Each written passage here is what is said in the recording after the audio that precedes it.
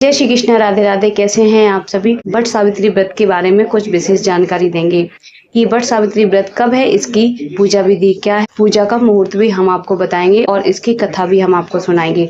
इस साल 16 मई को ये व्रत रखा जा रहा है। सुहागन महिलाएं पति की लंबी आयु, अच्छे स्वास्थ्य और सुखी वैवाहिक जीवन के लिए निर्जला व्रत रखकर बरगद के पेड़ की पूजा करती हैं। विधिवत पूजा करने के साथ बरगद की परिक्रमा करके कच्चा सूत या फिर धागा बांधती हैं। इसके बाद सत्यवानों सावित्री की कथा पढ़ने या सुनने के बाद अपना व्रत खोलती हैं। अगर आप भी वट सावित्री का व्रत रख रही हैं तो ये जानते हैं वट सावित्री व्रत की संपूर्ण जानकारी और साथ में व्रत कथा भी जानेंगे। पंचांग के अनुसार ज्येष्ठ माह की अमावस्या तिथि 16 मई 2026 को 5:11 से आरंभ हो रही है और 17 मई 2026 को 1:30 पर समाप्त हो रही है। ऐसे में उदय तिथि के हिसाब से वट सावित्री व्रत 16 मई को रखा जाएगा। तो इसी के साथ में जानते हैं वट सावित्री व्रत की पूजा विधि। वट सावित्री व्रत सुहागन महिलाओं के लिए विशेष महत्व रखने वाला पर्व है। इस दिन महिलाएं व्रत रखकर वट वृक्ष की पूजा करती हैं और पूजा के लिए वट वृक्ष, रोली, अक्षत, कच्चा सूत, फल, मिठाई, बांस का हाथ का पंखा, कथा वाली पुस्तक, जल से भरा कलश और दीपक, धूप जैसी सामग्रियां अवश्य होती हैं। इस दिन सूर्योदय से लेकर उसके बाद तक पूजा होती है।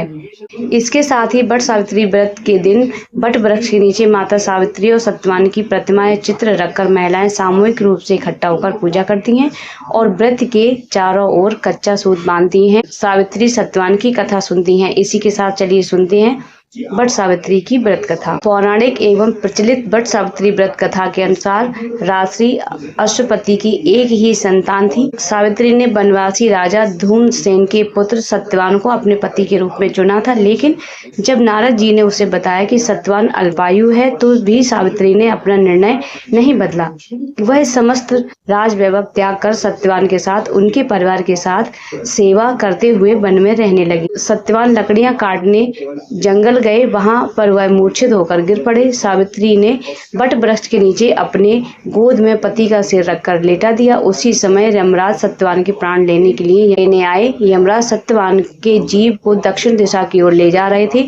सावित्री भी यमराज के पीछे पीछे चल देती। आता देख यमराज ने कहा, हे पतिव्रता नारी, पृथ्वी तक की पत्नी अपने पति का साथ देती है, तुम वापस लौट जाओ। सावित्री ने कहा, जहाँ मेरे पति रहेंगे वहीं मुझे भी रहना है, यही मेरा पत्नी धर्म है। यमराज के कई बार मना करने पर भी वह नहीं मानी और अंत में सावित्री के साहस और त्याग से प्रसन्न होकर उसे 3 वरदान मांगने को कहा। तब सावित्री ने सास ससुर के लिए नेत्र ज्योति मांगी, ससुर का खोया हुआ राज्य मांगा और सत्यवान के 100 पुत्रों की मां बनने का वर मांगा।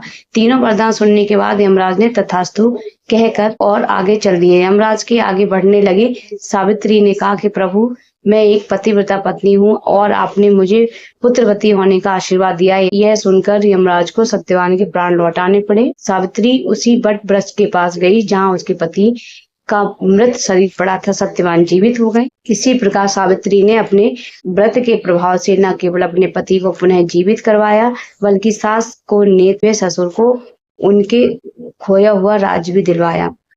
इस व्रत को करने से सौभाग्यवती महिलाओं की मनोकामना पूर्ण होती है और उनका सौभाग्य अखंड रहता है।